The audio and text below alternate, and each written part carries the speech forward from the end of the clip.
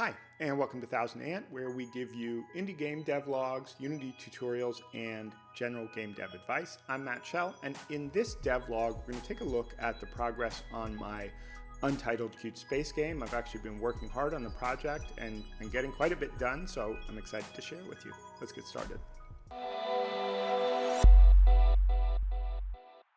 So I've got a build where I pushed out an update for the team. Now, I've been making these builds to share with my collaborators, and this is kind of a way of keeping myself honest and making sure the game keeps working. So what we can see here is that we've got these robots now navigating and pathing around the scene. So this little teal colored robot here is returning to this storehouse where he's collecting batteries and dropping off copper. And if we go to the storehouse and interact with it, we can see it's got 6 copper in there, it's got 1 solar panel, and it's got 1 battery. Now this is all done using the Ultimate Inventory System asset, which I'm pretty happy working with. I've run into a few bugs, but also gotten some good support from them on the forums.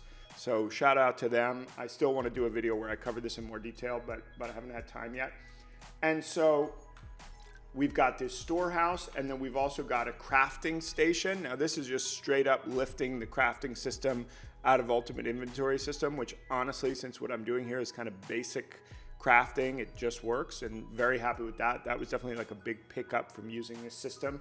So here we have a solar panel where we can set the quantity, right? Right now I only have 6 copper, so I can craft 1, and then exit, and then take that and put it into the storehouse here, and that means we now have 2 solar panels, and what you'll see is that'll activate another one of these solar panel models. And what that means is now every time this UI element up at the top here cycles, it's going to add more batteries to the storehouse. So once that's done, you can go over here, and we can see we now have 8 batteries. So I'm gonna take those and put them in my inventory, and that works with drag and drop. It also works by clicking, which is nice, right? And this is just nice pre-made UI stuff that comes with Ultimate Inventory System. So definitely just getting some nice value out of using that. Didn't have to make that myself. So what we can see here is this guy is now showing red coming out of his steam, and I actually just stuck the model from their demo on their backs with the particles, which was just kind of funny, but this is just having fun, right? This is obviously total placeholder art. And so now I can go to him, interact with him, and I'm gonna put in 5 of the batteries that I have.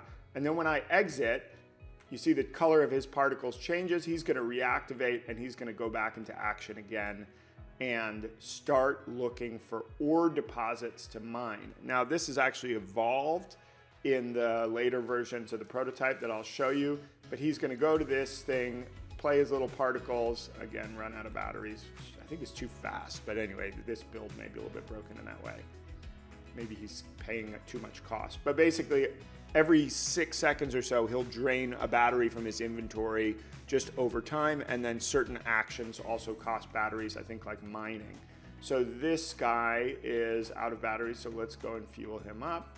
Oh, we don't have any, so now I gotta go back to the storehouse and get some, right? So a lot of running around, right? And so this was kind of, I got to this point and I'm like, okay, I've got this crafting the solar panels, I've got picking up the items, and I can also run over here and interact with one of these deposits, and we can see it's adding copper ore deposits to my own inventory, right? And so that's kind of all working. This is a little bit annoying. If they run out of batteries in front of the thing, we might be stuck here, right? So this was kind of the state that I got to. So we're navigating with the nav mesh, we're crafting items, picking them up, somewhere the teal robot is, and he's able to recharge their batteries. So he'll go in and give them batteries and take the copper out of their inventory, and he runs around a little bit faster. I don't know where he's got to, he's gotten lost. But I got to this point and I was like, okay, there is some part of the game loop starting to work here, but it feels like a chore, right? This is not fun, just running around refueling these guys, right? But it was kind of a sub layer that I needed to get this working. So let's actually quit out of this build here, and let's go a little bit forward in time. There's the Mac OS build. Okay, this is just about a week later. And what we'll see, I think this is the build where I started to add some of the cooler stuff. So let's go in.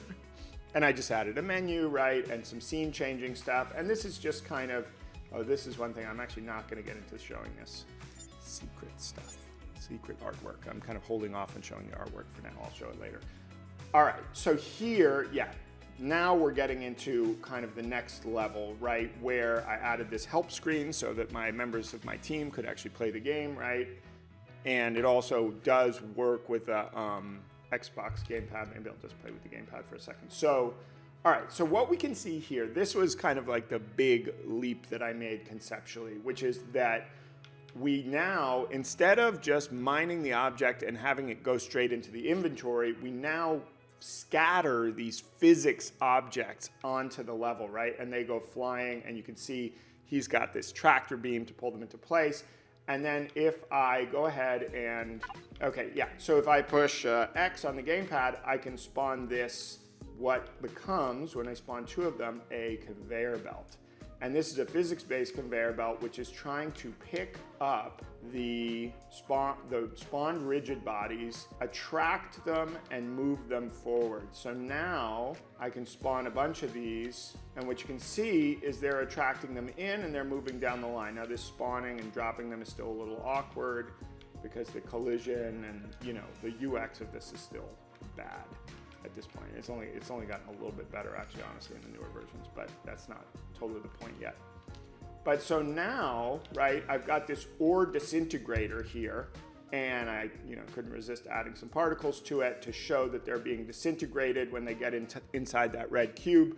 But basically, this conveyor belt is, we've got our bubble mechanic still, so we can see things from above. This is kind of our bird's eye view, right? So what we can see is these things are being scattered out, and then when they get within range of the conveyor belt, they get pulled down the line using physics into the ore disintegrator, and they start to dissolve. And I think I hadn't hooked it up yet at this point where the dissolving gives you crafting materials, but now we're starting to get some of that automation gameplay that I wanted to have, which is kind of inspired by the Factorios and Satisfactories, to a lesser extent Astroneer type games out there. So here we can see that we're attracting in these materials, they're getting dissolved there.